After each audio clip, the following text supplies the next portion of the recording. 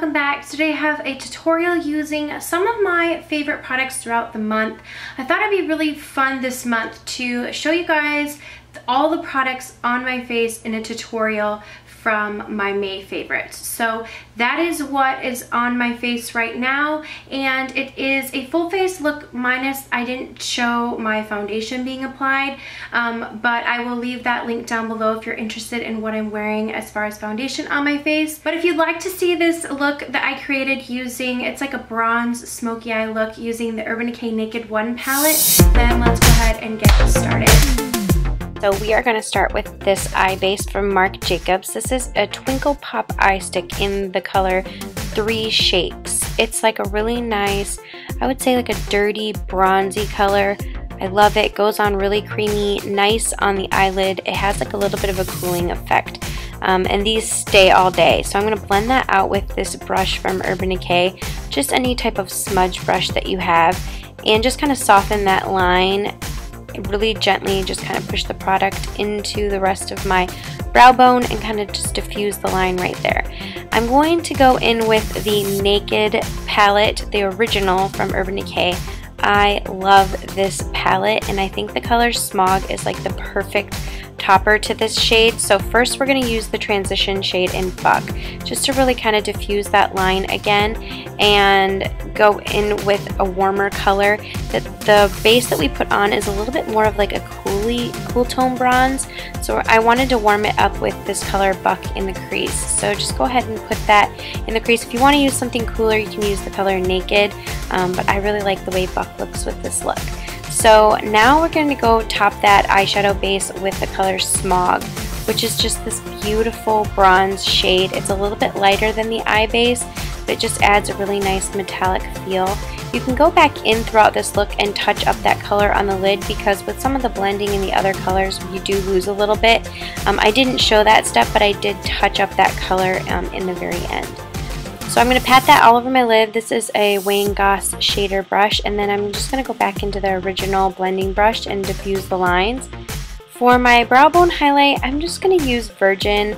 I know it's kind of taboo to have shimmer on the lid and the brow bone, but I actually like the way it looks. I used to do it, so maybe I just feel like I'm going back to my roots. But so next, to darken up the crease, I'm using this shade Dark Horse, which is more of like a dirty, like a darker dirty bronze as well, and just putting that in the outer corner. And this is another Wayne Goss brush. It's a very small crease brush, so it's nice. I have hooded eyes, so this is great for very close detail work. So I'm just kind of putting that in the outer V and then blending it towards the lash line, as you can see. And then I'm going to go back in with, this is a clean blending brush, and I'm just going to diffuse the line. I didn't want to add any additional product to the look, but I really wanted to blend that out into the transition shade. So just any clean blending brush that you have will work great. Then I'm taking the colors Hustle and Creep just to darken up that outer portion just a little bit more, putting that right in the outer corner, and then again I'm going to just blend it out so that we don't have any harsh lines. Now for my under eye concealer, I'm using MAC's Prolongwear concealer. This is in NW20. Just putting that under my eyes with a beauty blender and then going in and pressing that in. And I'm going to top that with MAC's Prep and Prime, just setting it with a Prep and Prime loose powder. I've really been enjoying setting my under eye concealer with the loose powder and doing like the baking technique that everyone's talking about. I had never heard of it until recently. I swear everyone is talking about it now, so I've been doing that a lot recently. So I've been using this translucent powder from MAC and just kind of setting it under my eyes. I didn't show the actual baking part, that was me wiping some of it away. For my wing liner, I'm using Kat Von D's Tattoo Liner in Trooper. This is a really nice matte black liner. It stays very well in the waterline. I'm just kidding, not the waterline. On the lash line. It stays so well. You don't have to touch it up, and I love the fact that it's black, like matte black, and not like a shiny lacquer black. So I'm doing a really nice extended wing for this look. Since I do have hooded eyes, as you see, I have to kind of go out so that my crease doesn't cover up the wing. So I kind of have to go out more instead of up, and that's how I do my wing liner. If you guys want me to do another video on how I do my wing liner, let me know. I don't feel like I'm a pro at it, but I do know how to do it for my hooded eyes. So going in with Buck and Naked first, and then I'm topping it with Smog. This is just a MAC pencil brush. Topping it with Smog, and then the last touch is I'm running over the whole thing with Half Baked, just to kind of add that metallic brightness under the eye and to tie it into the lid a little bit. And then I'm going to take a combination of Virgin and Half Baked. This is a Target Up and Up brush, and I'm just putting that in my inner corner to brighten that up a bit. Very shimmery look we have going on here.